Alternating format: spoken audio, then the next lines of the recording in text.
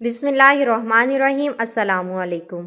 ایک بادشاہ کسی مہلک بیماری میں مبتلا ہو گیا۔ کافی دن علاج کرنے کے باوجود جب اسے آرام نہ آیا تو طبیبوں نے صلاح مشورہ کر کے کہا کہ اس بیماری کا علاج صرف انسان کے پتے سے کیا جا سکتا ہے، اور وہ بھی ایسے انسان کے پتے سے جس میں یہ خاص نشانیاں ہوں۔ یہ کہہ کر حکیموں نے وہ نشانیاں بتائیں اور بادشاہ نے حکم دے دیا کہ شاہی پیادے سارے ملک میں پھر کر تلاش کریں اور جس شخص میں یہ نشانیاں ہوں اسے لے آئیں۔ پیادوں نے فوراً تلاش شروع کر دی۔ خدا کا کرنا کیا ہوا کہ وہ ساری نشانیاں ایک غریب کسان کے بیٹے میں مل گئیں۔ پیادے نے کسان کو ساری بات بتائی کہ بادشاہ کے علاج کے لیے تیرے بیٹے کے پتے کی ضرورت ہے، اسے ہمارے ساتھ بھیج دے اور اس کے بدلے جتنا چاہے روپیہ لے لے۔ کسان بہت غریب تھا۔ ڈھیر سارا روپیہ ملنے کی بات سن کر وہ اس بات پر آمادہ ہو گیا کہ سپاہی اس کے بیٹے کو لے جائیں۔ چنانچہ وہ اسے بادشاہ کے پاس لے آئے۔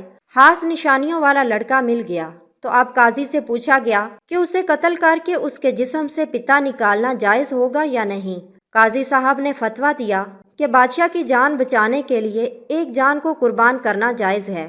قاضی کے فتوے کے بعد لڑکے کو جلاد کے حوالے کر دیا گیا کہ وہ اسے مار کر اس کا پتا نکال لے۔ لڑکا بالکل بے بس تھا۔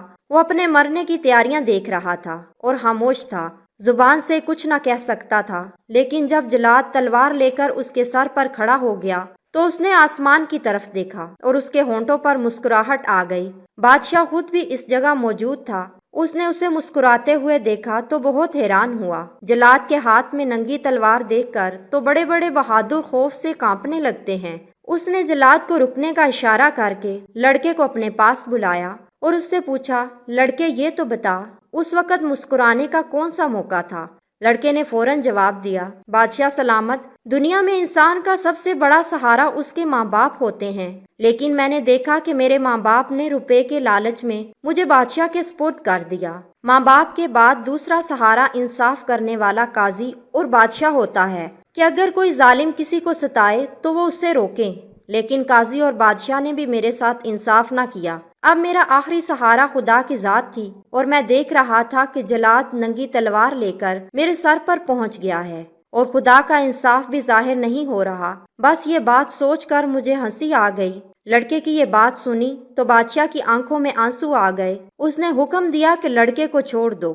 ہم یہ بات پسند نہیں کرتے کہ ہماری جان بچانے کے لیے ایک بے گناہ کی جان چلی جائے۔ لڑکے کو اسی وقت چھوڑ دیا گیا۔ بادشاہ نے بہت محبت سے اسے اپنی گود میں بٹھا کر پیار کیا اور قیمتی تحفے دے کر رخصت کیا۔ کہتے ہیں کہ اسی وقت سے بادشاہ کی بیماری گھٹنی شروع ہو گئی اور چند دن میں ہی بالکل تندرست ہو گیا۔